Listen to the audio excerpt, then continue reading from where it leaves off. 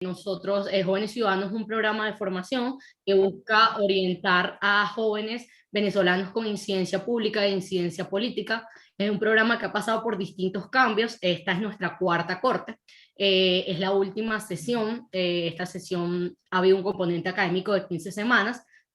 Durante 3 módulos han visto lo necesario para ejercer ciudadanía y, más allá de ejercer ciudadanía, ejercer cultura ciudadana, que es lo que creemos dentro de Más Ciudadanos. Y todas las personas que están acá, de una u otra manera, son personajes o perfiles con incidencia pública, incidencia política, ya sea de movimiento estudiantil, partidos políticos, organización de la sociedad civil, independientes, y son jóvenes entre 17 y 25 años. Jóvenes Ciudadanos era un programa que por lo menos Irving puede recordar que era un programa que era de colegio. Y este año decidimos salir completamente de la caja, decidimos renovarlo y decidimos hacer de Jóvenes Ciudadanos algo más grande, porque creemos que es una formación necesaria para la juventud venezolana y sobre todo para personas que, como nosotros, creen que el servicio es parte esencial de su vida, ¿no? Entonces, bueno, eso fue lo que pasó con Jóvenes Ciudadanos.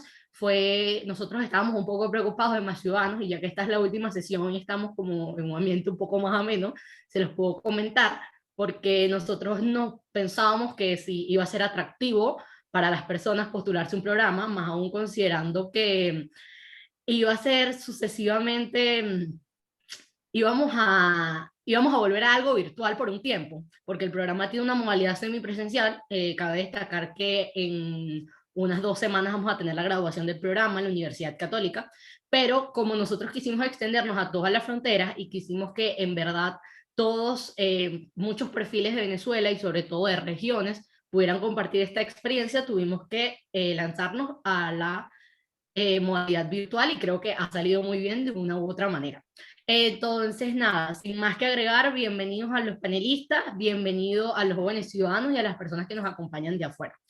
Esto va a ser una clase magistral, pero más que una clase magistral va a ser un conversatorio. Ana María va a llevar el conversatorio, primero nos va a hablar Irving, después nos va a hablar Feliciano y después David, y bueno, nada, ya la modalidad Ana María la sabe. Yo en este momento voy a presentar a Ana María, y Ana María se va a encargar ya a partir de acá del espacio. Sin más que agregar, bienvenidos, y vamos a presentar a Ana María.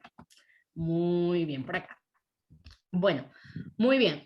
Jóvenes ciudadanos, de esta sesión les puedo comentar que Ana María Díez es abogada, egresada de la Universidad Gran Mariscal de Ayacucho, maestrante de gerencia pública en el IESA, diplomada en Economía Social de Mercado por la Fundación Konrad Adenauer, diplomada en la resolución de conflictos en zona fronteriza por Uniandes, ganadora del premio al mérito ecológico Henry Ford en el 2017, es coordinadora país de la Coalición por Venezuela y directora de Relaciones Internacionales de Más Ciudadanos. Entonces, bueno, Ana María, el espacio es todo tuyo, y a ustedes bienvenidos y muchas gracias por acompañarnos el día de hoy. Gracias, América. Pues nada, más que hacer de esto una presentación, quisiéramos hacer una conversación fluida, porque de esto va, de participación ciudadana. Somos fieles creyentes de la participación ciudadana en todos sus niveles, así que siéntanse libres todos los que nos acompañan el día de hoy de dejar sus comentarios por el chat. Si quieren hacer algún comentario, si tienen una pregunta para los panelistas y para mí también, bienvenido sea. Hagamos esto una conversación fluida, obviamente un poco para respetar las normas de los espacios digitales. Les pedimos que pues hemos limitado el acceso a micrófono y a cámara en este punto. No sabemos si quizá más adelante lo logramos, pero bueno, siéntanse libres de participar. Muchísimas gracias a todos los que se conectan. Gracias, Feliciano. Gracias, Irving. Nos honra tenerlos acá. Esta es su casa, Más Ciudadanos. Así que voy a presentar al primer ponente del día de hoy, nuestro querido Irving Briceño, amigo de esta casa. Irving es licenciado en Comunicación Social de la Universidad Católica Andrés Bello, maestrante de Ciencia Política de la Universidad Simón Bolívar, egresado del Diplomado de Innovación Política de Asuntos del Sur, Argentina, y del Diplomado en Gobernabilidad, Gerencia Pública y Gestión Pública de la Universidad Católica Andrés Bello. Universidad George Washington, y además del Banco de Desarrollo de América Latina, CAF.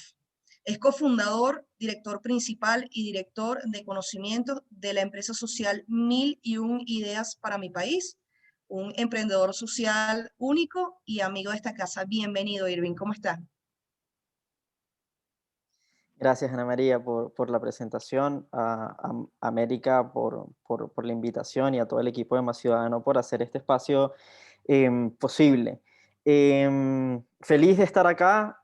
Una de las cosas sobre las que vamos a estar conversando es sobre una mirada a la juventud venezolana, o como a mí me gusta llamarlo, las juventudes venezolanas. Y mi presentación, que como lo decías al inicio, va a ser más una conversación, o busca que sea una conversación, se va a anclar en, si se quiere, 4 pilares, ¿no? En principio, definir qué es la juventud, o por qué yo decido llamarla juventudes, o en mucha literatura podemos encontrar ese término que hoy por hoy comienza a despuntar. Luego vamos a ver el contexto global, y cómo el contexto global termina determinando la forma en que los jóvenes en Venezuela operan. Luego vamos a ver el contexto local, y luego vamos a ver, porque a mí no solo me gusta quedarme con la descripción, sino también hacer propuestas, qué podemos hacer desde las juventudes para tomar espacios de acción, tomar espacios de incidencia, y por supuesto construir su ciudadanía desde cualquier espacio que ocupemos. Entonces, bueno, empecemos por juventudes, ¿no? Es un concepto, y cuando América me decía, bueno, queremos que hable sobre eso, sobre una perspectiva de la juventud, yo decía, ok, no es la primera vez que converso o que intento o que me piden que hable de juventud. Yo soy director ejecutivo de Million Ideas, y ha sido una organización en la que nos hemos enfocado en el tema de juventudes. Las hemos estudiado, hemos intentado crear espacios donde las juventudes puedan conocerse, reconocerse, y a partir de ahí crear incidencia. Y siempre ha sido como una preocupación, ¿no? Juventud, juventudes, y para que tengamos una idea, este concepto encierra muchísimas complejidades, ¿no?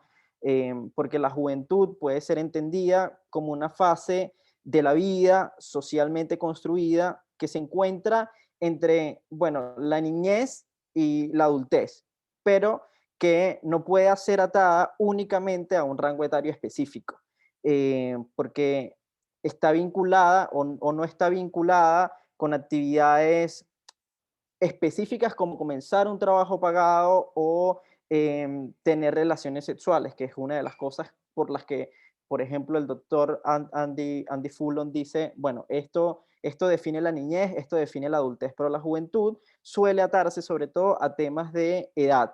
Em, y estas dos consideraciones ilustran en buena medida que la definición de juventud, o lo que implica la juventud, encierra grandes dificultades. Eso es lo primero que yo les pregunto, o la primera pregunta que lanzo para la reflexión es: ¿quiénes somos? ¿Quiénes podemos ser? ¿Quiénes deberíamos ser? Y en quiénes deberíamos convertirnos, ¿no? A partir de esas preguntas, que son algunas preguntas sobre las que se puede definir el concepto de juventud, se suelen generar significados, imágenes, problemas para los investigadores, legisladores, incluso para los medios de comunicación. Y todo eso, todas esas preguntas terminan determinando la forma en la que nos vemos. Termina creando un armazón discursivo sobre los cuales somos entendidos, somos administrados, y sobre eso también se crean ciertas verdades, o se naturalizan ciertas maneras de pensar o de trabajar en función a la juventud.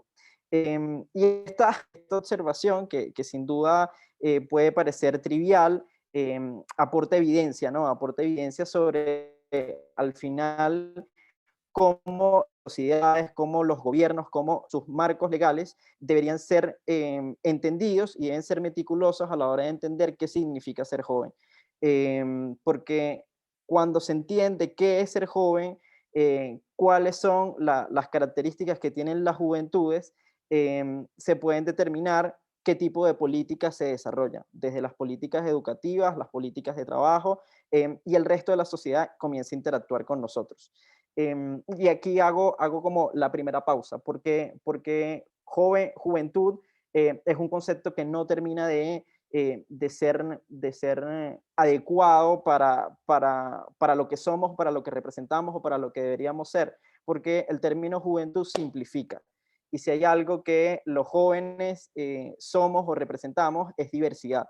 Y un concepto que simplifica, de alguna manera limita las formas en las que interactuamos en sociedad, la forma en las que se crean políticas con visión en la juventud, y de alguna manera nos mimetiza en un solo, nos homogeneiza, que creo que es algo importante, a mirar. Luego, otro detalle importante que me parece valioso traer a colación, y luego cuando entremos en el contexto global va a cobrar aún mayor relevancia, es que aunque en Venezuela estamos en una especie de lunar continental, porque están ocurriendo cosas que en el resto del mundo hace años que no ocurren, incluso en el contexto pandemia, para la CEPAL, por ejemplo, los jóvenes, la CEPAL, la Comisión Económica para América Latina, entiende a las juventudes también, como los define a partir de su rango etario, pero hace una distinción especialmente interesante. Lo primero es que define un rango etario entre 15 y 24 años, pero aporta dos casos importantes, dos detalles que vale la pena traer a colación. El primero es que en contextos rurales o en contextos de aguda pobreza, el criterio para entender a las juventudes desde lo etario se desplaza hacia abajo. Y podemos entender que las juventudes incluso comienzan desde los 10 hasta los 14 años, porque a partir de ese momento se comienzan a asumir responsabilidades adultas. Mientras que en estratos más altos o con mayor posibilidad económica o realidades urbanizadas, ocurre una tendencia opuesta, es decir, el criterio se amplía hacia arriba, ¿no? Y empezamos a mirar las juventudes desde hasta los 29, hasta los 35 años. ¿Y por qué eso es importante? Bueno, porque sabemos el contexto en el que vivimos, y luego Feliciano, cuando hable de la perspectiva humanitaria, creo que puede dar mucho más detalles de esto y puede aportar mucho valor. Pero en el caso venezolano es importante preguntarnos qué estamos entendiendo por juventudes, porque los roles típicamente juveniles son aquellos que nos preparan para la vida adulta. Es decir, son aquellos que nos permiten acumular conocimientos, que nos permiten acumular habilidades, que nos permiten acumular experiencia, acreditaciones y recursos para cumplir luego dos roles fundamentales que están vinculados a la adultez, como construir familia y mantenernos materialmente. Para eso nos preparamos. Y allí hay otra gran pregunta que dejo al aire. No creo que yo tenga la respuesta, pero vale la pena que reflexionemos acerca de ella. ¿Cuántos jóvenes hoy en Venezuela están acumulando o se están preparando o están dedicando su vida a los roles propiamente juveniles? ¿Cuántos jóvenes están asumiendo desde muy temprana edad roles que no son los que les corresponde?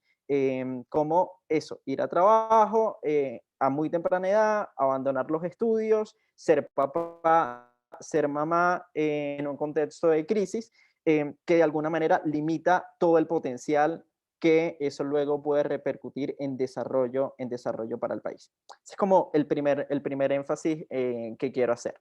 Si me permite, yo quisiera hacer un inciso acá para preguntarte algo desde tu perspectiva, Irving, porque tú has estado muy vinculado con el tema, tanto desde el ámbito de sociedad civil como con juventud. Has liderado muchísimas iniciativas en esto, ¿no? Y me llama poderosamente la atención cuando tú hablas de este desprendimiento del rol que de verdad tiene que vivir, ¿no? Que tiene que desarrollar cada ser humano en su proceso natural como joven y que está asumiendo otros roles, ¿no? Recientemente, bueno, se ha hecho viral en las redes el video de este muchacho que pues se dedica a limpiar vidrios y en un momento él rompe en llanto y él dice es que yo todavía soy un niño, ¿no? Entonces está esa distopía donde él todavía se identifica como el niño, él se hace un llamado a atención, epa, todavía soy un niño, pero se ve dejando los estudios, se ve trabajando en la calle, se ve pues asistiendo económicamente a su hogar. Entonces, yo sé de primera mano que ustedes han estado muy vinculados con iniciativas de este tipo, ¿no? Que tratan de vincular a esta juventud con su rol natural que deberían estar viviendo, ¿no? Particularmente me llama la atención el de cultura lírica, ¿no? Porque va precisamente a esta Venezuela, un poco de lo que va el webinar Venezuela en contexto, y es que esta es una realidad muy común, lamentable, pero muy común, muy frecuente en nuestra juventud, ¿no? Entonces, coméntanos un poco sobre ese contacto que has tenido tú con esa Venezuela y además ese contacto que han tratado de tender un puente desde lo cultural, porque no solamente desde el emprendimiento. He visto muchas iniciativas muy buenas de emprendimiento, pero ustedes tratan de llevarlo a lo cultural y a lo positivo, y para esta otra Venezuela que Sí, quizás no tiene el contacto a través de estos medios. sí. Bueno, sin duda, sin duda. Hay historias dentro de Cultura Lírica y entre otros programas em, que desde Mil y una Ideas hemos impulsado que son igual de dramáticas que este video que se hizo viral. Y por eso intentaba poner el foco allí, ¿no? Que nos hagamos esas preguntas son importantes. Nosotros como Mil y una Ideas somos esos, buscamos ser una comunidad de jóvenes donde podamos conocernos, reconocernos y a partir de ahí solucionar problemas públicos y sociales. Lo hemos hecho a través de distintas programas, distintas iniciativas. En el caso de Cultura Lírica, estamos particularmente trabajando con jóvenes que están en situación de riesgo, en situación de vulnerabilidad social, que tienen ciertas habilidades para la música, para la improvisación, para la composición.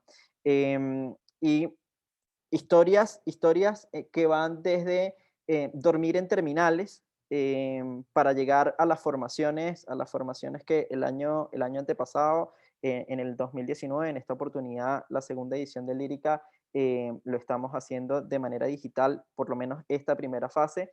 Gente participantes que dormían que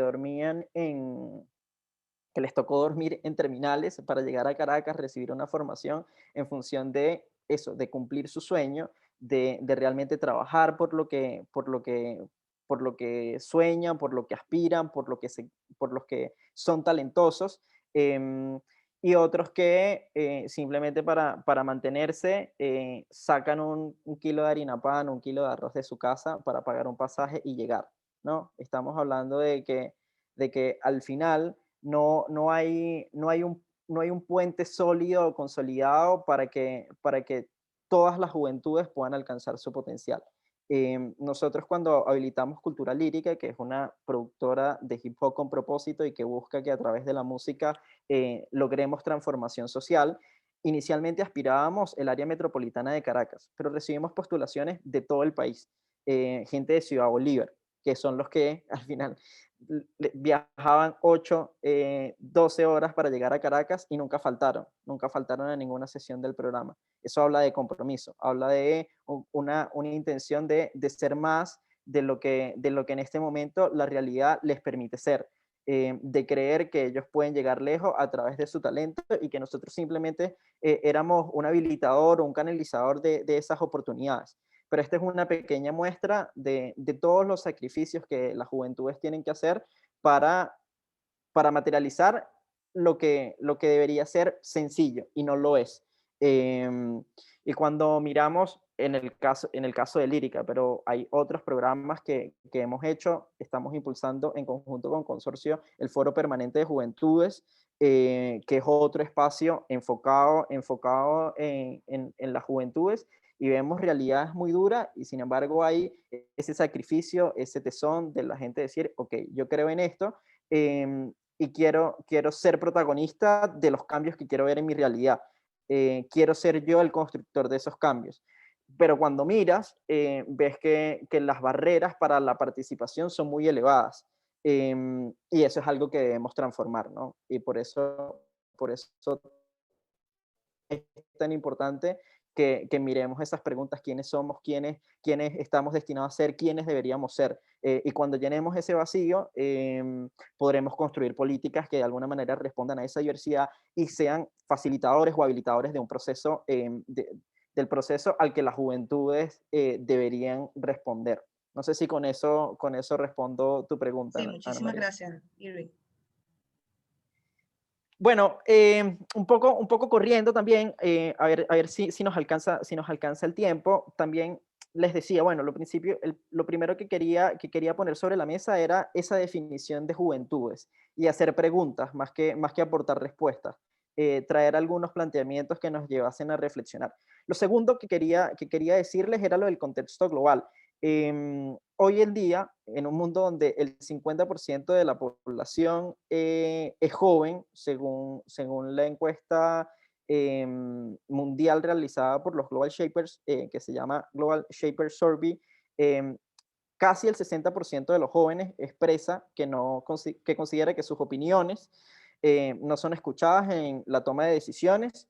Y ese número aumenta en el caso de Latinoamérica a cerca del 70% que cree eso. Y en este contexto global, una encuesta global que le preguntó a las juventudes, 52% de las personas entrevistadas o de los jóvenes entrevistados dicen que no creen en los gobiernos nacionales.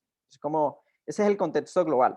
Hay una insatisfacción generalizada con las instituciones públicas. Cuando vemos en el caso latinoamericano y los datos de Benebarómetro, vemos que menos del 25% de la gente que vive en Latinoamérica está satisfecha con las democracias. La desconfianza en los partidos políticos y sobre los partidos políticos se construye la democracia es menos del 14%. Y el Parlamento, que es el espacio como más directo entre la ciudadanía y el poder público, menos del 20% confía en los parlamentos. Eso también nos da pista de cómo está pensando el mundo. Sí, de cómo las juventudes están viendo las instituciones públicas. Esto no es nuevo. Desde la década de los 70, una de las grandes preocupaciones de la ciencia política ha sido responder por qué las democracias están en crisis. Y eso también está muy vinculado a cómo las juventudes estamos percibiendo lo público y cómo nos vinculamos a eso. En el caso venezolano, para precisarlo y que nos den los tiempos, no sé cómo estoy, Ana María, con el tiempo, me encantaría que me dejara saber si voy bien, tarde o lo que sea. Tienen 5 Eso con el minutos, está bien. contexto. Eso con respecto al contexto global, pero en el caso venezolano, que ustedes lo conocen muy bien, también algunos datos para aportar en ese sentido.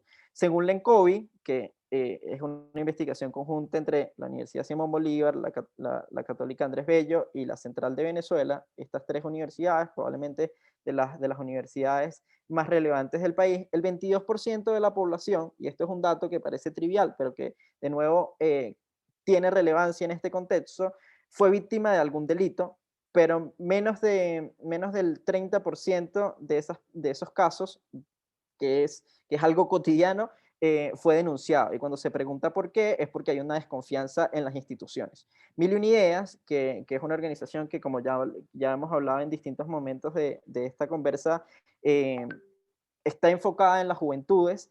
Se inspiró en la ENJUVE, que fue una encuesta que hizo la Universidad Católica Andrés Bello y que publicó en el año 2014.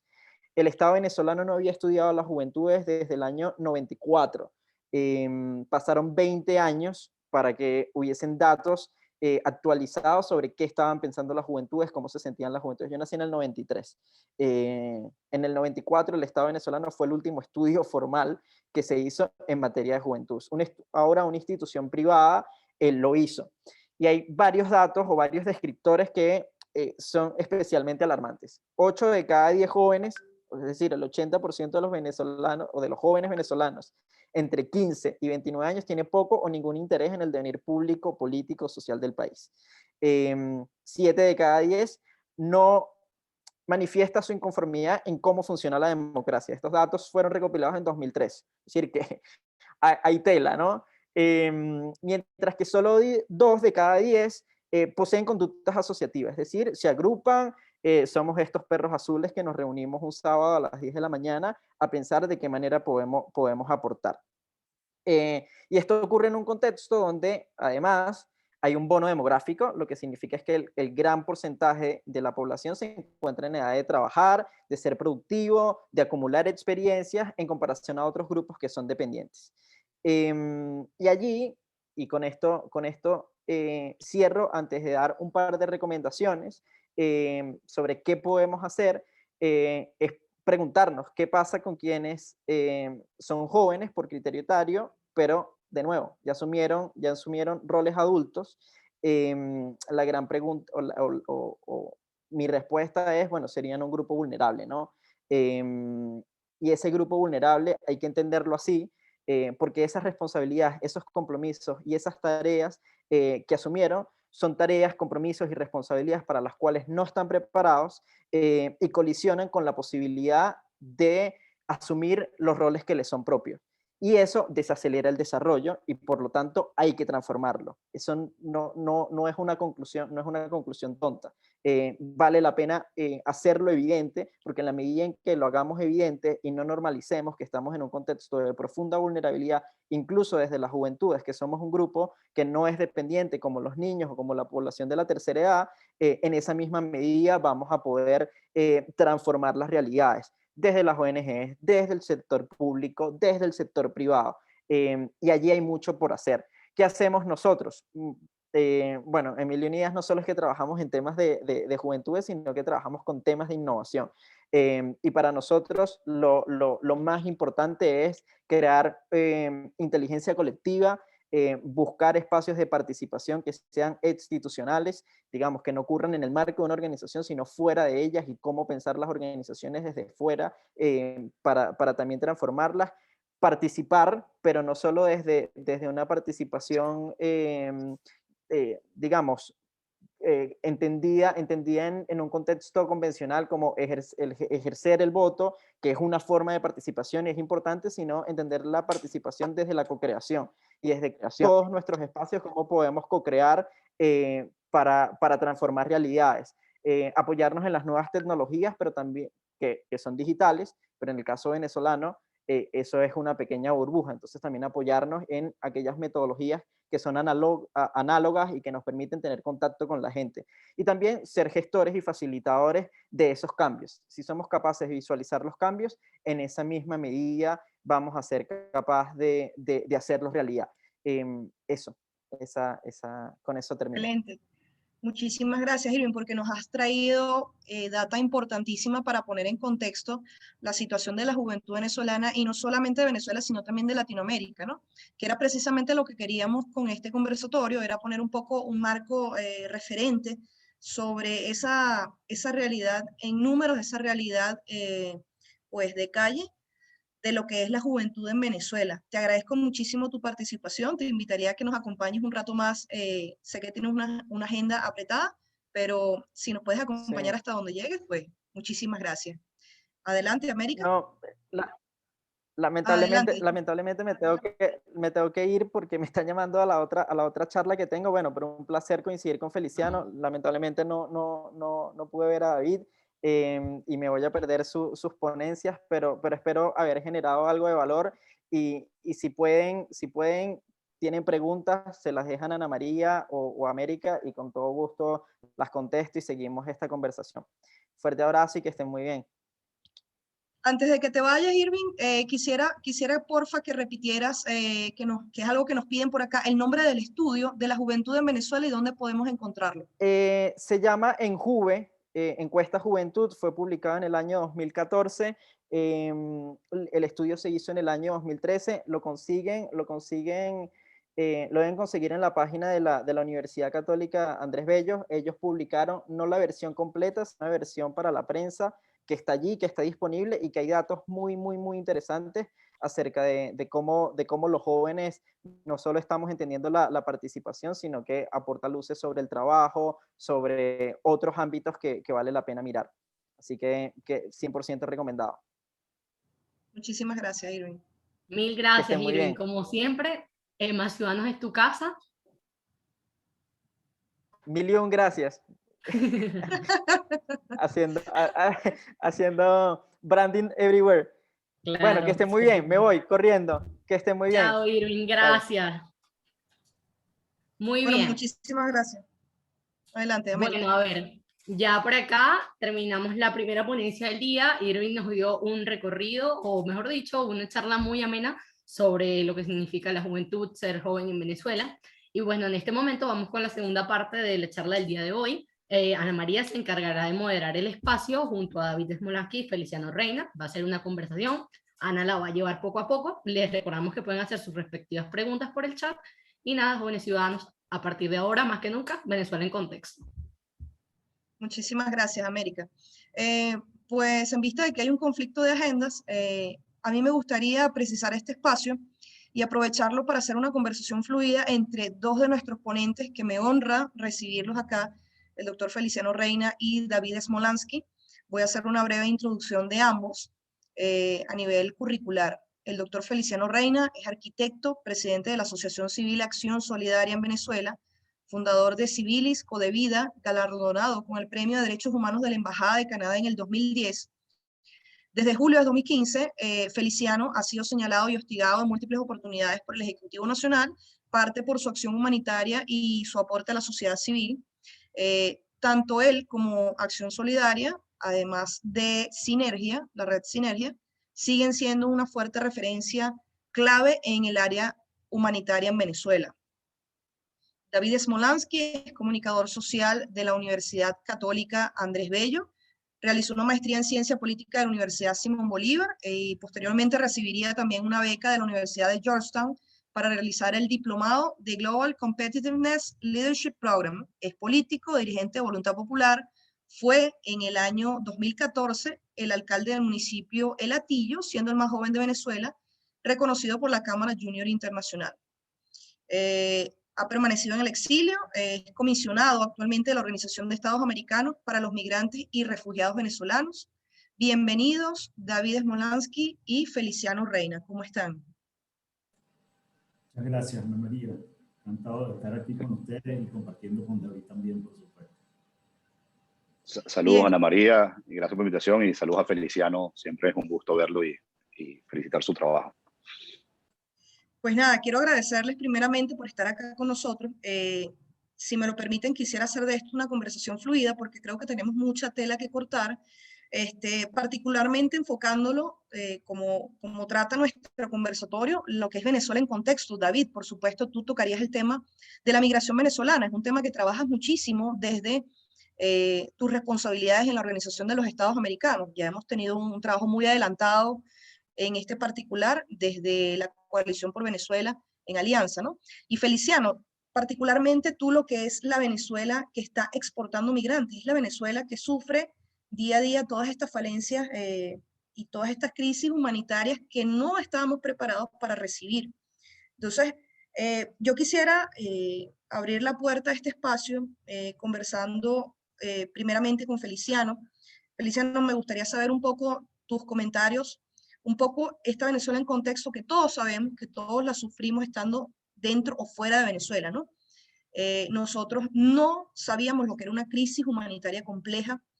Nosotros éramos un país de bonanza, un país que fuimos catalogados en algún momento como los más felices, ¿no? Y hoy en día estamos sufriendo el choque físico, económico, social y psicológico de una crisis humanitaria. Coméntanos, Feliciano, un poco desde tu trabajo en distintos espacios sobre esta crisis venezolana y el contexto que se nos avecina. Gracias, Ana María, y bueno, de nuevo qué bueno estar con ustedes y con quienes están presentes hoy, y qué bueno poder hacer la conversada. Yo no tengo ahorita problemas de tiempo esta mañana, tendré alguna reunión a partir de las 11:30, así que puedo estar con ustedes, o en el caso de que David tenga algún compromiso, que sé que hay por allí una misión de trabajo, me avisan, por favor.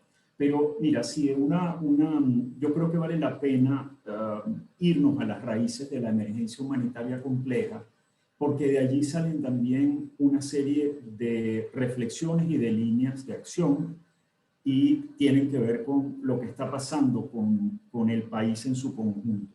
Para que se llegue a una situación de emergencia humanitaria compleja, esto significa que ha pasado un tiempo que no es corto, es un proceso de larga instalación que implica en primer lugar la ruptura con todo aquello que sirve para proteger a la población. Es decir, se origina por abusos de poder, por el desmontaje del Estado de Derecho, por también la toma del sistema de justicia, y que implica entonces que para el ciudadano común no es posible obtener esa justicia que se necesita cuando se evidencian situaciones de abusos de todo tipo, en todos los terrenos, ¿no?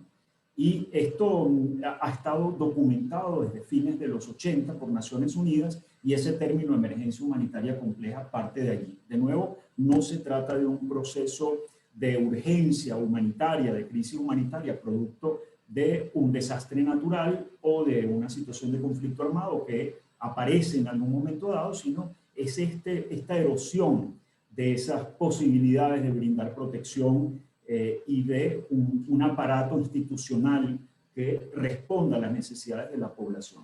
Aquí lo hemos visto claramente, incluso hace 2 días comentaba eso, hay un estudio un documento importante de Human Rights Watch que ya en 2004 hablaba de cómo cuando Chávez incrementa el número de magistrados del Tribunal Supremo de Justicia de 20 a 32, 2004, ya empieza en aquel momento la afectación a ese aparato de justicia que debía responder a la población. Esto tiene consecuencias muy graves económicas, todas aquellas expropiaciones que no eran tales porque no eran cumpliendo con normas debidas, sino realmente tomas al final de todo tipo de áreas en la economía del país, incluso que afectando a pequeños, medianos productores, y va generándose además entonces en este proceso lo que Amnistía Internacional llama la gran corrupción. No es una corrupción que uno pudiera imaginar que ocurre en todo tipo de contexto, en todos los países, y después de esa enfrentada, digamos, con maneras de combatir la impunidad, sino que es una gran corrupción, son miles de millones de dólares que se le han quitado al país. Para mí ha sido, digamos, muy frustrante cuando uno sale y ver lo que significaría, lo que hubiera sido para el país tomar la cantidad de recursos que entraron y haberlos aprovechado en un gran sistema de pensiones, comunicación, recuperación de una infraestructura hospitalaria que existía desde hace muchos años, pero que se había ido deteriorando.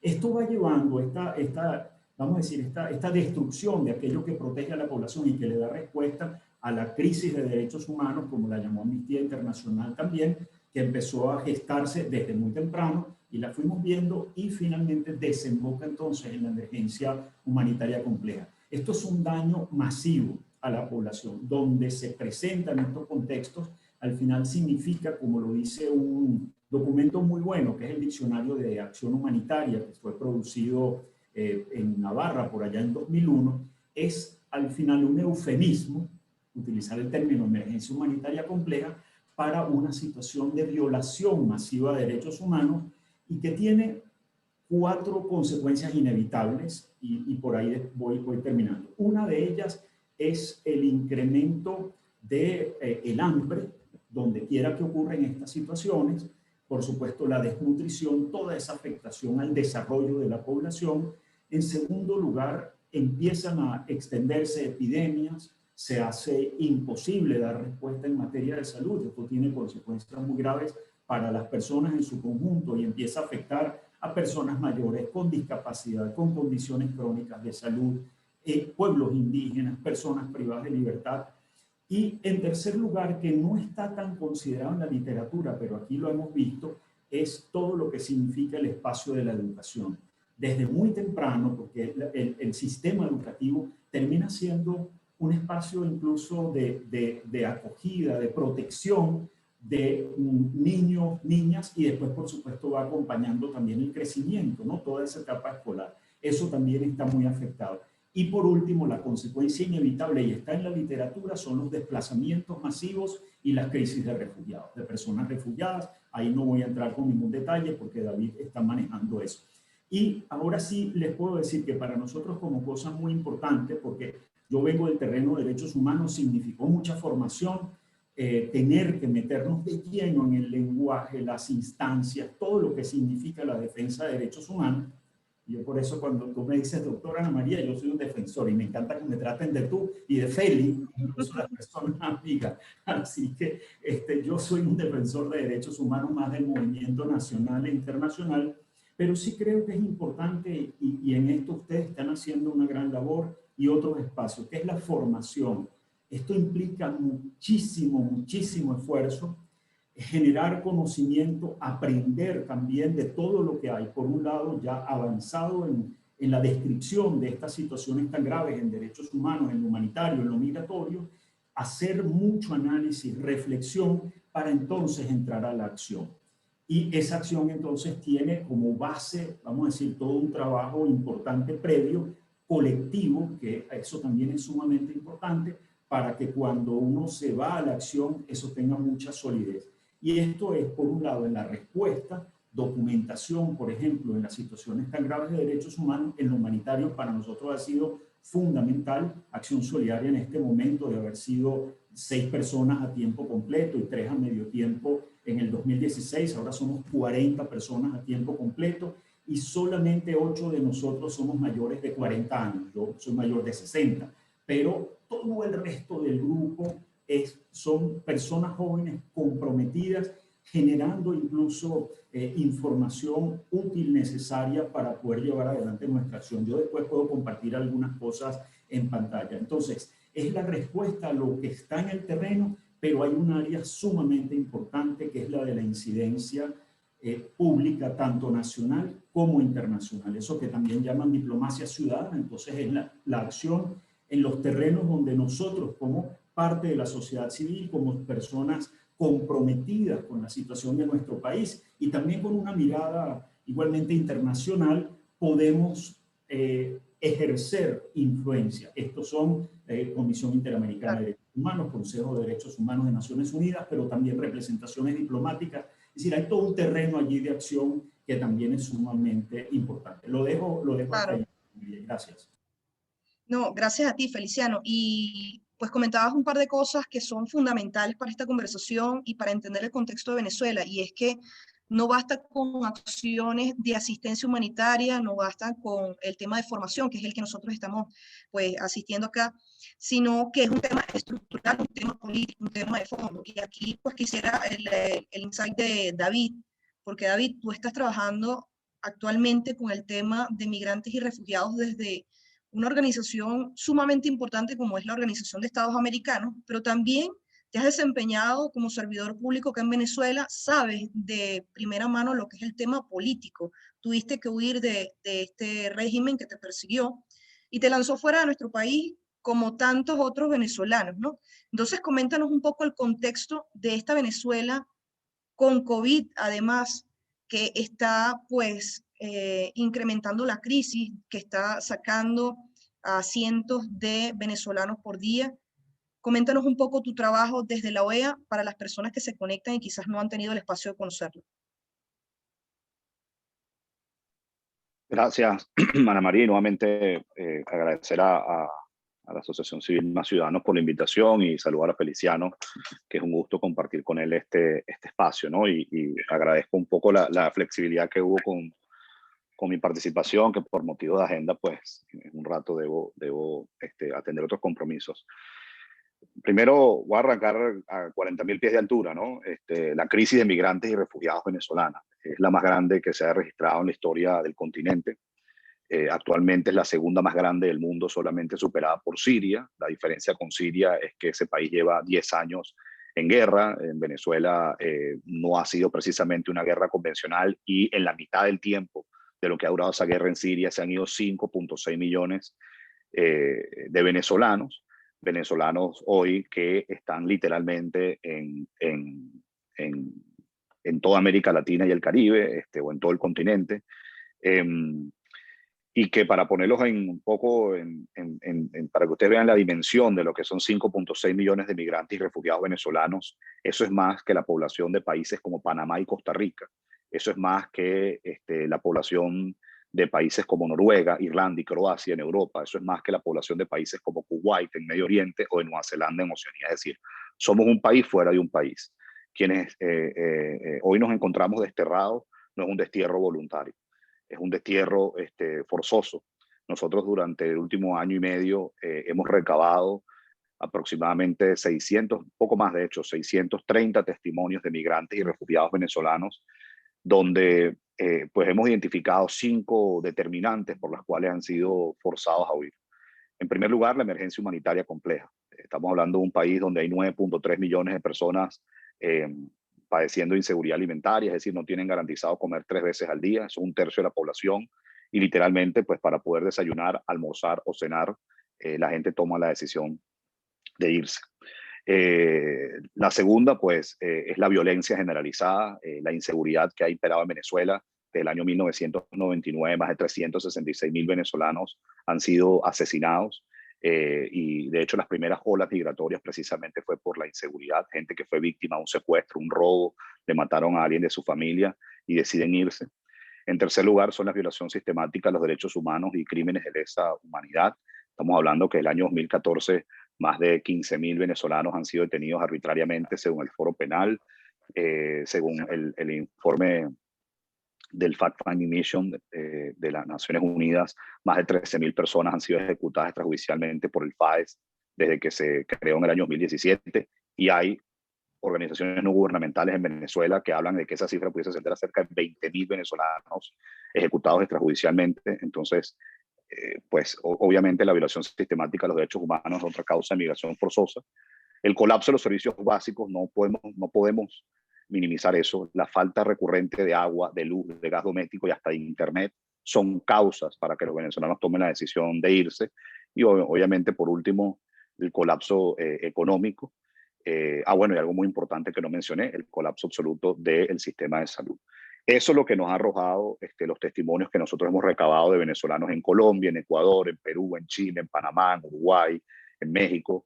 Y es realmente dantesco lo que me ha tocado escuchar y lo que me ha tocado ver en mi carrera pública, que puedo decirse empezó cuando yo era un dirigente estudiantil en 2007.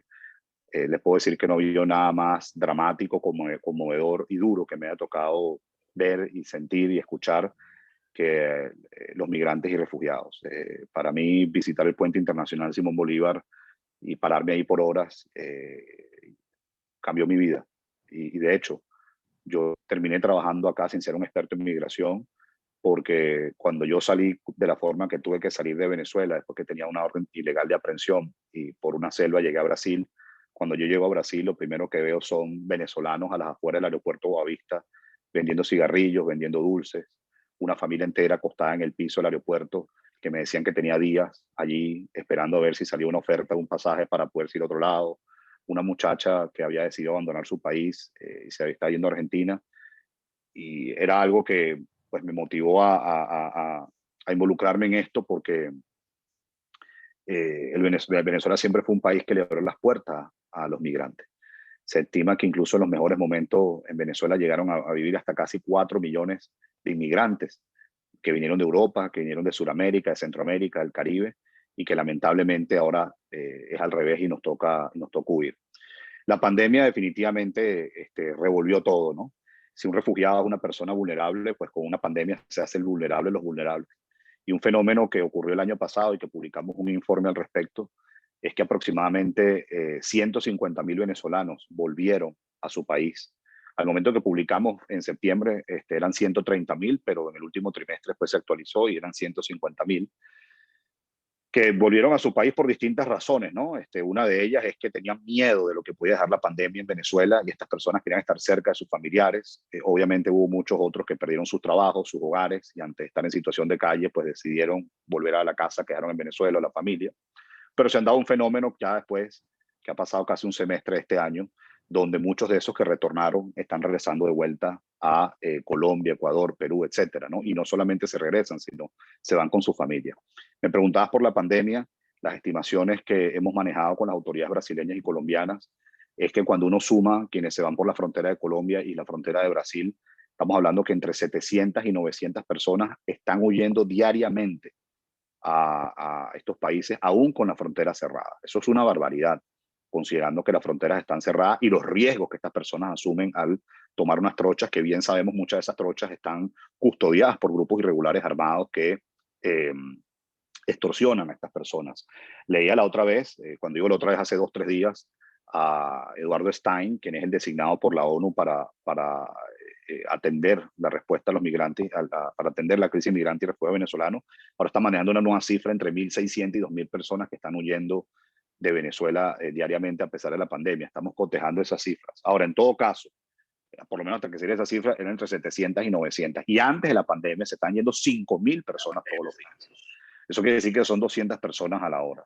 Entonces, para ir redondeando esta primera intervención, si se reabre la frontera, hasta ahora está cerrada con Colombia hasta el 1 de septiembre, pero si se llega a reabrir la frontera, y lamentablemente esta crisis en Venezuela, con sus distintas determinantes que yo he descrito como causa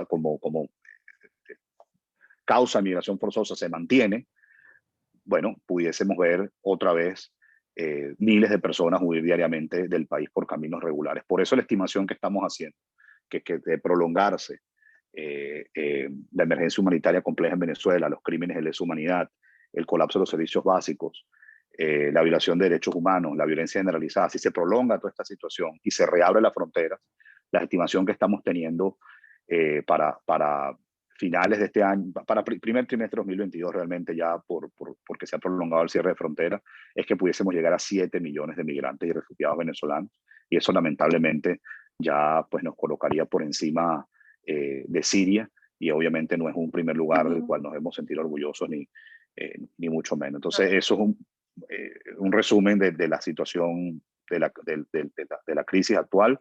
Y bueno, en la página web de la OEA, así como en mis redes sociales, ustedes pueden obtener los 10 informes y documentos que hemos publicado, variados, informes de país, informes con la sociedad civil, como hicimos con el de Coalición, Ana María, tú participaste, informes de los retornados, y en los próximos días esté muy pendiente porque estaremos también sacando un nuevo informe sobre víctimas de la trata y el tráfico en Venezuela hacia el Caribe. Gracias. Gracias a ti, David, por ponernos este contexto y pues sí, básicamente nosotros hemos seguido muy de cerca todo lo que ha sido la crisis de migrantes y refugiados venezolanos, ¿no? Un poco para también aportar cifras a esta conversación, y es algo que me llama muchísimo la atención porque es, digamos, es grave, ¿no? Sobre todo en el marco de la reciente conferencia de donantes en solidaridad con la crisis de migrantes y refugiados venezolanos que organizó el gobierno de Canadá. Se recaudaron casi $1.000 millones, ¿no? Sin embargo, es necesario pues comentar que estamos prontos a romper esa barrera y superar a Siria, un país que bueno, ya tú pusiste todo el contexto de un país que ha estado en guerra, ¿no? Nosotros tenemos distintos tipos de guerra, pero no armadas, no de ese tipo acá en Venezuela, y aún así vamos a romper esta barrera, ¿no? Y aún así, los esfuerzos no han sido suficientes. Por ejemplo, para cada migrante, para los migrantes venezolanos se destina un aproximado de $300 por migrante en fondos de cooperación internacional, mientras que para migrantes sirios el aproximado es de $5.000 por migrante, ¿no? Esto deja una brecha grandísima, sobre todo cuando vemos la disparidad exponencial entre la cantidad de migrantes que están saliendo de nuestro país y los que van a salir, y los fondos que se están asignando a ellos. Pero otra cosa que me llama muchísimo la atención, que es algo que hemos tratado de poner en espacios de incidencia, mucho lo que tú decías, Feliciano, la importancia de los espacios de incidencia, ¿no? Para estos cambios sustanciales, es la participación de sociedad civil. Acá creo que tenemos como común denominador es que hemos participado tanto en espacios políticos como en espacios de sociedad civil, y es esto: ¿qué cuota se le está asignando a sociedad civil organizada? David, tú has estado en frontera, tú has visto la sociedad civil organizada, organizaciones estructuradas, pues con toda su documentación, su trabajo, su rendición de cuentas al día, y sin embargo parece haber una brecha en los espacios de participación para ellos, ¿no? También abro el espacio para Feliciano, porque tú has coordinado muchísimas redes de este tipo, ¿no? Y sin embargo no es suficiente, ni dentro ni fuera de Venezuela. Entonces, creo que es importante conversar al respecto sobre esta brecha de participación que se le está dando a sociedad civil organizada, sobre todo en el marco de la incapacidad, obviamente es abrumadora para los estados atender esta crisis. Quisiera saber la opinión de ambos al respecto.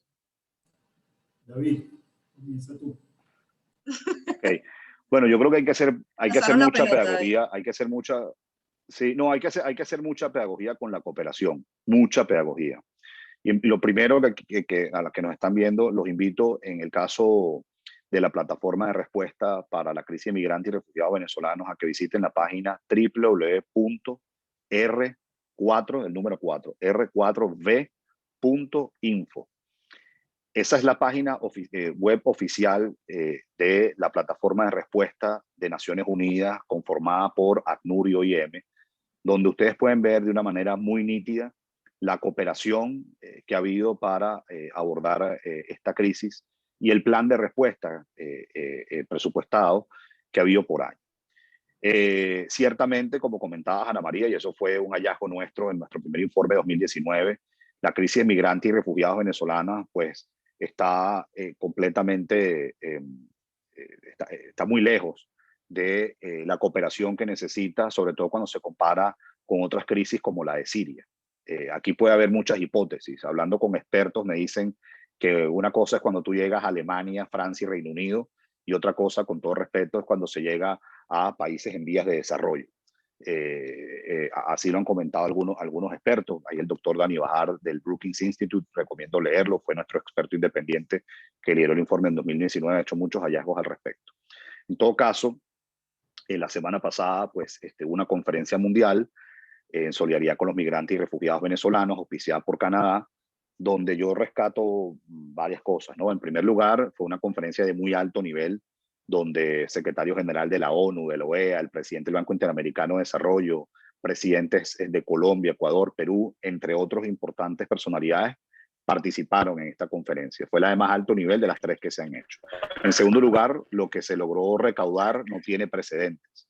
Se recaudó 956 millones de dólares para hacerse efectivo durante el 2021 y hay 600 millones de dólares en créditos y préstamos. Y en tercer lugar, yo rescato que creo que ha sido la edición donde la sociedad civil ha tenido una participación verdaderamente influyente, protagónica. Tanto así que una conferencia preámbulo a la conferencia mundial que se celebró 2-3 días antes, donde distintas organizaciones de la sociedad civil pudieron participar, pero es que en la propia conferencia mundial, con todas estas personalidades de alto nivel, también hubo representantes de la sociedad civil que participaron, en el caso de Coalición Venezuela, por ejemplo. Ahora bien, ese dinero, normalmente cómo se maneja? Bueno, voy a hacerlo bien pedagógico, ¿no? Viene, por ejemplo, Francia y dona, yo hablo en términos eminentemente hipotéticos, ¿no? Francia dice que dona 1 millón de euros para la crisis de migrantes y refugiados venezolanos. Bueno, ¿cómo se tramita normalmente ese dinero? La primera opción es que eso vaya de las arcas del gobierno de Francia a las arcas de un gobierno de un país receptor de migrantes y refugiados, llámese Colombia, Ecuador, Perú, etcétera, y entonces ese gobierno que recibe implementará sus programas de salud o de infraestructura o de educación, lo que ellos tengan estipulado, ¿no? La segunda, que es la más recurrente, es que eso vaya para el plan de respuesta que ha dado Naciones Unidas, que lo ha estimado en más de 1.400 millones de dólares para este año. Entonces allí, bueno, tanto ACNUR como OIM pues tienen las distintas formas de implementarlo. Y en tercer lugar, que preguntabas por la sociedad civil, y eso se hizo explícito durante la conferencia, parte de ese dinero también va a distintas ONGs y fundaciones que están trabajando en terreno y que tienen vasta experiencia en el tema migratorio para implementar distintos programas. ¿Qué programas tienen la sociedad civil? Bueno, son muchísimos. Tienen programas de alimentación, programas de atención médica, programas de albergue, programas de asistencia jurídica, programas de atención psicológica, etcétera, etcétera, etcétera. Entonces, esa es la forma como se implementa, ¿no? El caso de nuestra oficina, por ejemplo, yo siempre lo he dejado muy claro desde el día 1. Yo empecé trabajando en 2018, hace ya 3 años. Nosotros no somos una oficina que implementa ayuda humanitaria. Nuestra función, como lo decidió el mandato, como lo dice el mandato cuando lo creó el secretario general, tenemos 2 objetivos muy claros. Lo primero es documentar las causas de la migración forzosa. Y eso fue lo que expliqué en mi primera intervención con los más de 600 testimonios que hemos recabado y muchos de ellos reflejaban los testimonios. Eso es muy importante. A lo mejor los venezolanos sabemos por qué nos vamos, pero eso no quiere decir que el mundo sepa por qué nos vamos. Cuando hay un huracán, cuando hay un terremoto, cuando hay una guerra, es muy fácil explicar por qué la gente se va. Pero nada de eso ha ocurrido en Venezuela. Entonces el esfuerzo es mayor para que la gente entienda por qué nos vamos. Y por eso es tan importante documentar los náufragos de Wiria, los caminantes en el páramo de Berlín o aquellos que hoy están entrando por la frontera terrestre a los Estados Unidos por Río Grande. Y lo segundo que hacemos, al ser una multilateral con 33 países miembros, es promover políticas que protejan, que integren, que atiendan a los migrantes y refugiados. Específicamente, ¿en qué nos hemos nosotros enfocado? Y en la regularización. Y perdona que me extienda un poquito aquí, Feliciano, porque ya voy a tener que retirarme. Entonces, la regularización es para que los venezolanos se les garanticen sus derechos y para que ningún venezolano quede en la periferia de la sociedad, sino para que se integre. Entonces, ahí nosotros hemos contribuido al Estatuto Temporal de Protección en Colombia, al TPS en los Estados Unidos, al Plan de Normalización Migratoria que ahora está haciendo República Dominicana, a la, el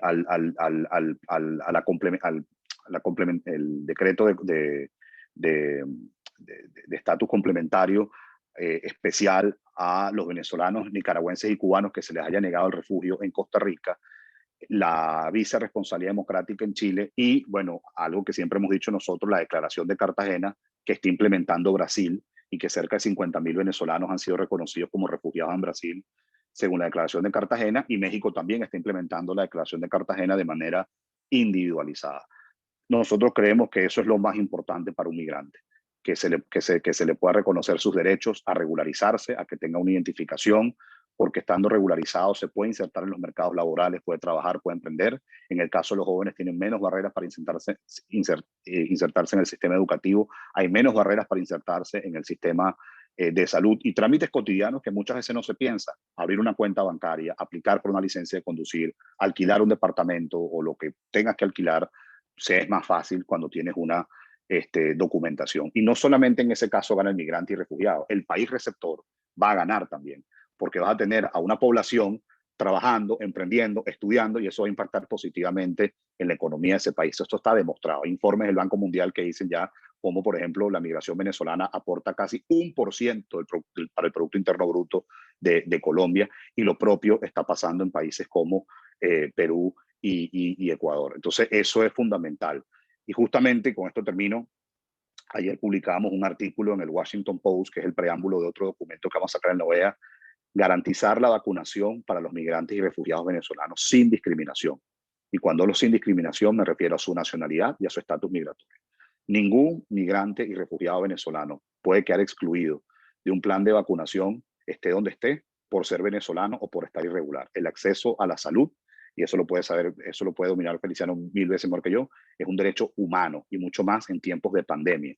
Y lo que nosotros ayer justamente decíamos en este artículo es que de lo que se recaudó en esa conferencia de la semana pasada, solo el 11% del total de lo que se recaudó, eso es lo que necesita para vacunar, en este caso, a 4.8 millones de migrantes y refugiados. ¿Por qué hablo de 4.8 y no 5.6?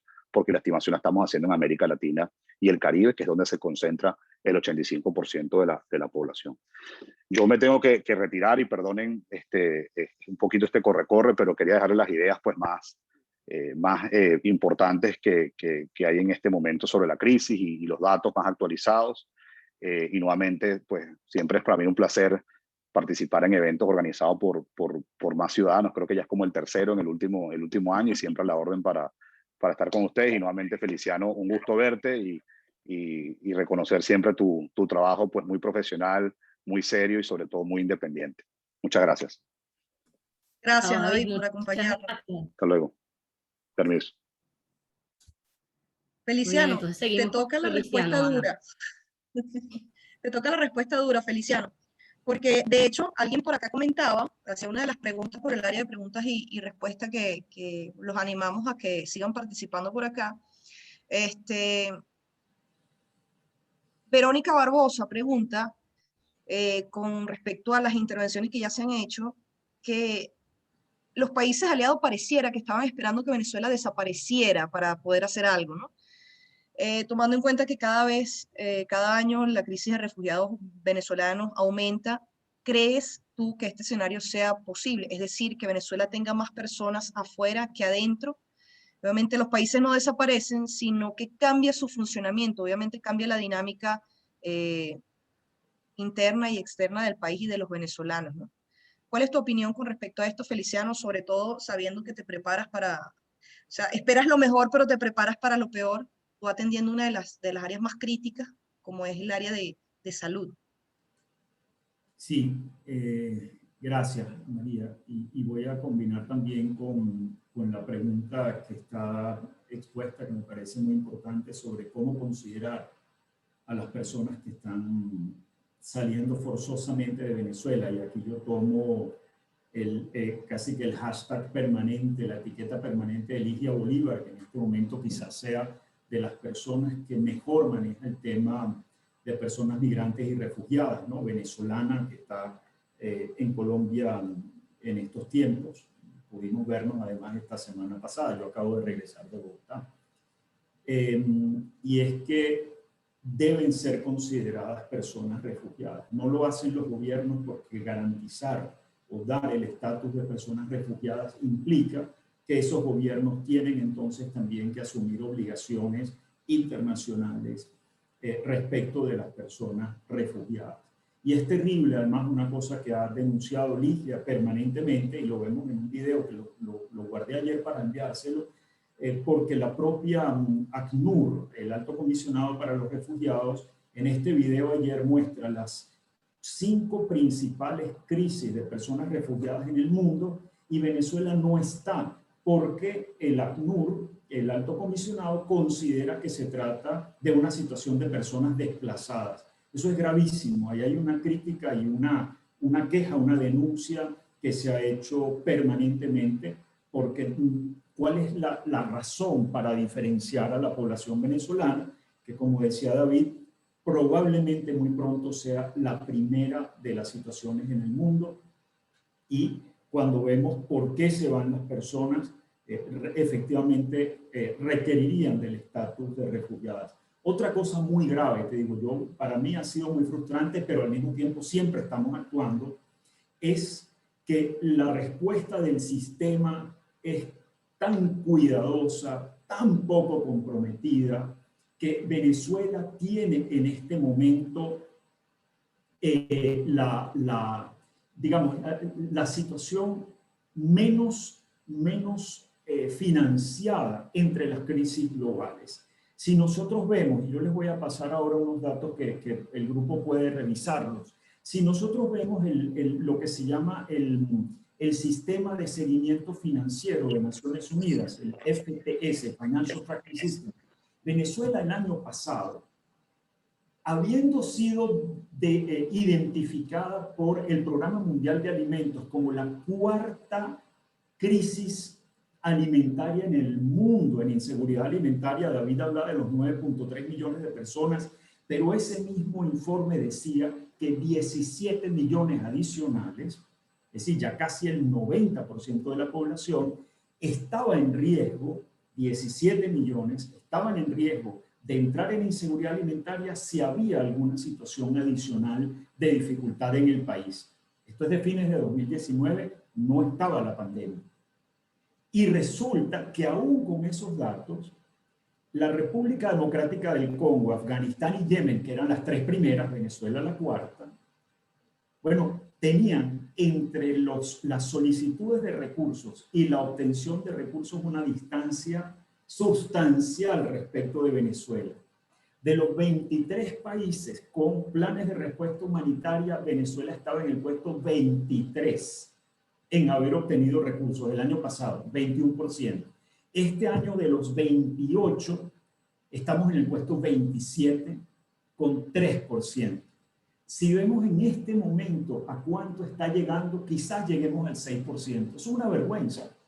Y en los planes de respuesta humanitaria regionales, Ana María, incluso con este esfuerzo de Canadá, se llega a menos de lo que se ha solicitado el año pasado y de lo que se ofreció el año pasado. Que lo ofrezcan no quiere decir que de inmediato se convierta en una respuesta. Entonces, en los planes de respuesta humanitaria, tú lo decías muy bien, para Siria se solicitan casi 6.000 millones, para la población venezolana, repartida en por lo menos 17 países, se piden 1.400. ¿Qué está pasando? Nosotros somos y aquí pues también en ese tema de ejercer la ciudadanía y las acciones de incidencia, permanentemente nos estamos dirigiendo al secretario general. De hecho, la razón por la que Venezuela se define como una crisis humanitaria por primera vez la hace Ban Ki-moon a menos de 30 días de que le hubiéramos enviado una carta durísima, más de 80 organizaciones diciéndole que era una vergüenza la actitud de las agencias de Naciones Unidas aquí en el terreno. En el año 2016 no estaban ni siquiera documentando la gravedad de la situación, sí lo estaba haciendo Europa en su órgano humanitario en aquel momento. Así que, mira, hay mucho por hacer todavía. Se van muchos recursos a las agencias de los que finalmente llegan y nos toca a nosotros como organizaciones hacer un esfuerzo sostenido muy fuerte para estructurarnos, para capacitarnos, para gerenciar nuestro trabajo adecuadamente y obtener esos recursos. Son ínfimos respecto de lo que se entrega a agencias y yo aseguro de que hacemos muchísimo con recursos que son muy limitados, pero yo creo que el compromiso, ¿no? Como personas venezolanas dentro y fuera del país es inmenso, es lo que vemos por todos lados, Ana María. Así que bueno, eso es como una primera reacción, pero no puedo nunca, vamos a decir, ocultar mi frustración con una forma en extremo cuidadosa que, digamos, esa conducta de las agencias y de otros actores frente a una situación dramatiquísima y que no hace sino empeorar para las mayorías, aunque algunos estemos afortunadamente en una cierta condición que nos permite manejarnos dentro del país. Cambio. No, y esta es una frustración compartida, Feliciano, porque particularmente pues ya estamos hablando un poco en el contexto de la asistencia humanitaria, puertas adentro, ¿no?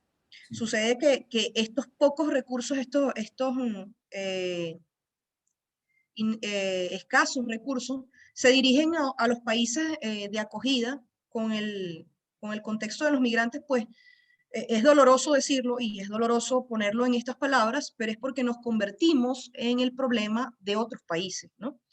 Solo, digamos, por ese lado, pues se han destinado recursos a los países de acogida. Sin embargo, yo comparto tu frustración y era eso parte de hacia dónde quería dirigir la conversación cuando hablaba de la participación de sociedad civil organizada con todas sus letras, muy bien organizada, con una acción que ha sido increíble para la cantidad de necesidad que tenemos nosotros en el país, porque yo he participado también de esta acción humanitaria, ¿no? Pero siguen siendo escasos los recursos, sigue siendo, digamos, una especie de embudo para las organizaciones del sistema de Naciones Unidas, y pues esto lamentablemente se traduce en una respuesta un poco ineficiente y en muchos casos tardía, vale también hacer la acotación tardía para las personas dentro de nuestro país, ¿no? ¿Qué consideras tú que debe hacerse? Yo participo de la opinión de que se debe fortalecer la participación ciudadana en todos estos actores. Comparto la opinión tuya de incidencia, esta incidencia un poco crítica, un poco más ácida, pero ¿qué hace falta para que se dé este golpe de timón, se vea un poco más a las organizaciones de sociedad civil y sobre todo se les asista en la protección? Porque tu organización, como otras tantas, ha sufrido persecuciones, ¿no? Por parte del gobierno nacional. ¿Qué hace falta, Feliciano? Sí, Ana María, y si puedes, te agradecería que me permitieras compartir pantalla. Si no se puede, no hay problema. No, seguro, claro que sí. Algunos esfuerzos. Mira, para nosotros es claro, yo creo que es difícil hoy por hoy no verlo así, que la salida de la situación tan grave humanitaria y eventualmente pensar en desarrollo está, vamos a decir, mediada por la resolución del conflicto político del país, ¿no? Pero esa resolución va a tomar tiempo. Eso no va a ser en corto plazo. Para mí, incluso, lo más corto del plazo es 2024, por el mismo tema, vamos a decir, eleccionario y todo eso. Se van dando algunas series de pasos, ojalá en la posibilidad de reinstitucionalización, pero bueno, yo creo que va a tomar tiempo. Y sin embargo, siempre vamos insistiendo en que lo humanitario requiere una respuesta hoy.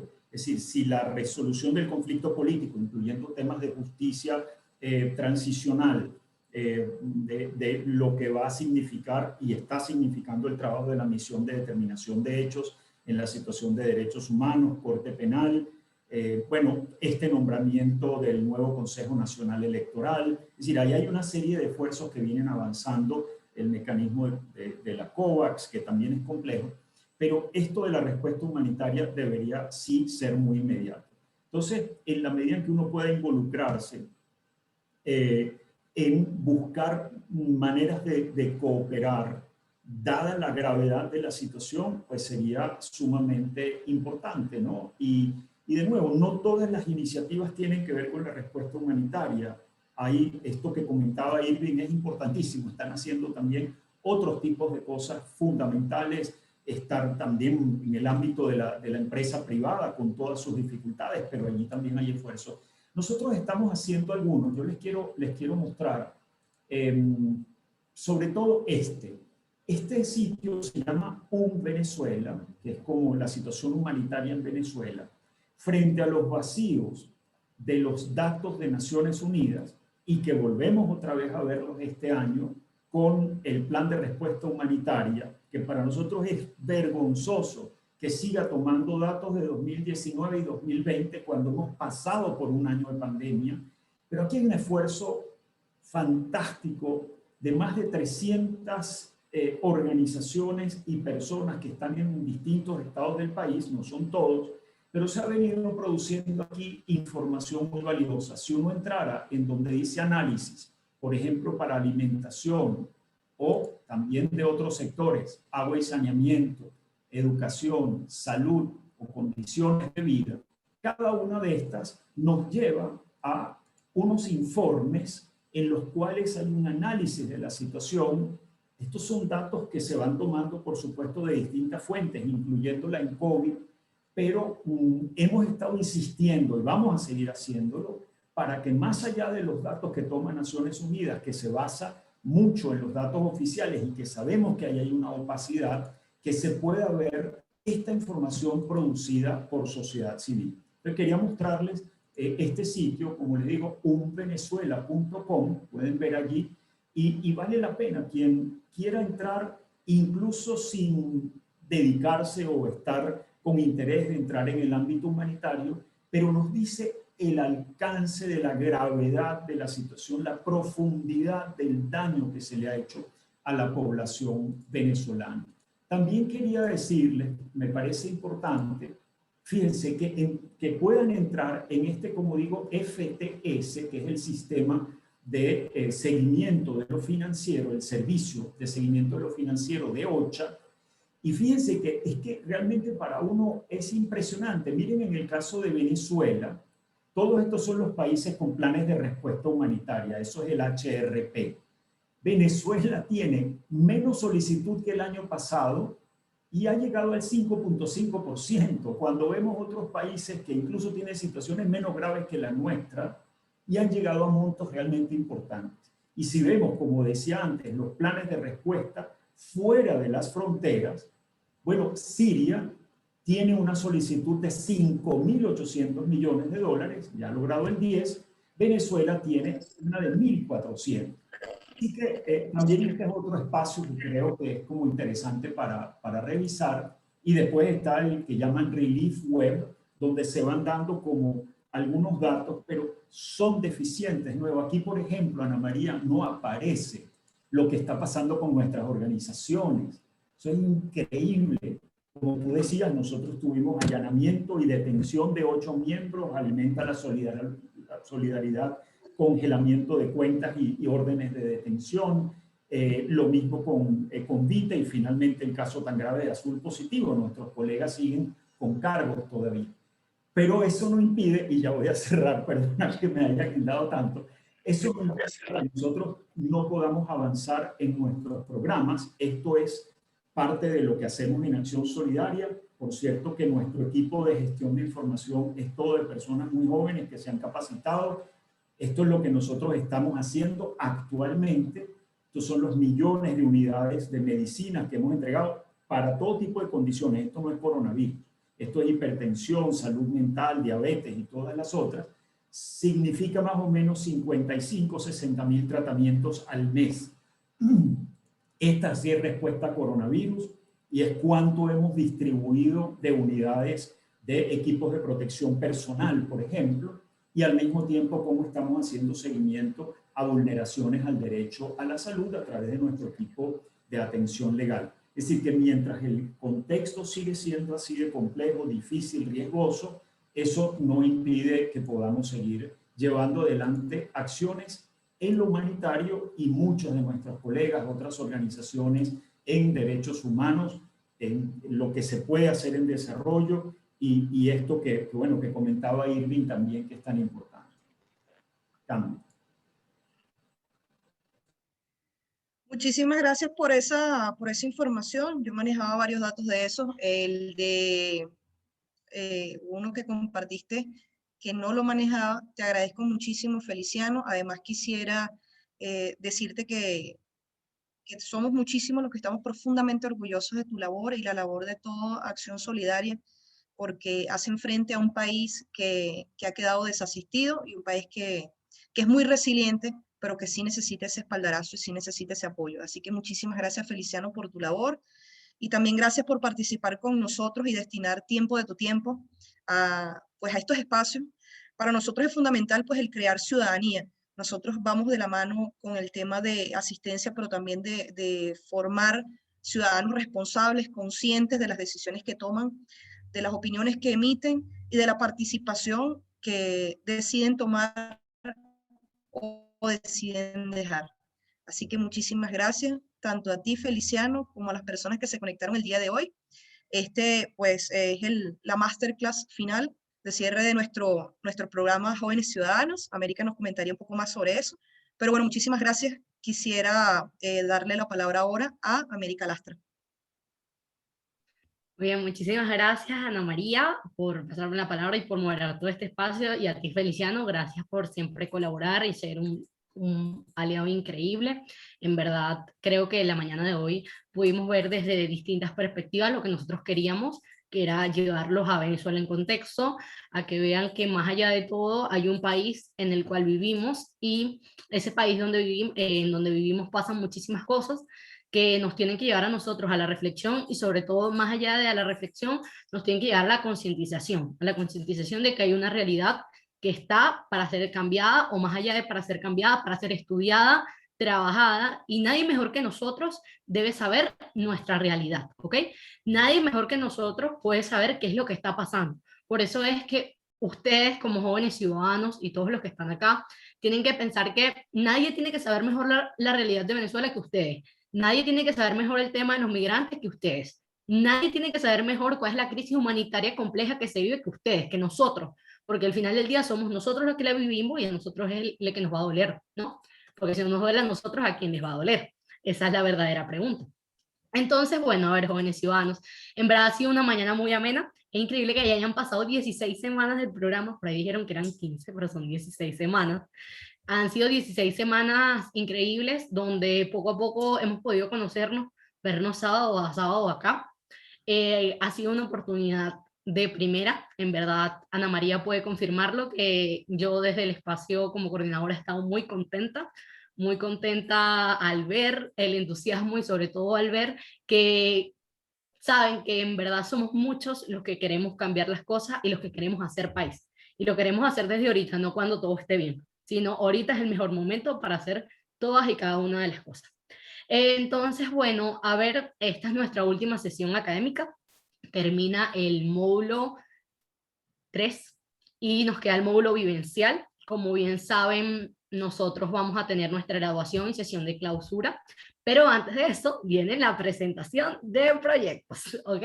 Que allí quiero recordarles que el PIB vale 30% de la nota y la presentación de proyectos vale 15% de la nota. Entonces, bueno, creo que se viene una dinámica bastante interesante. Ana María puede confirmar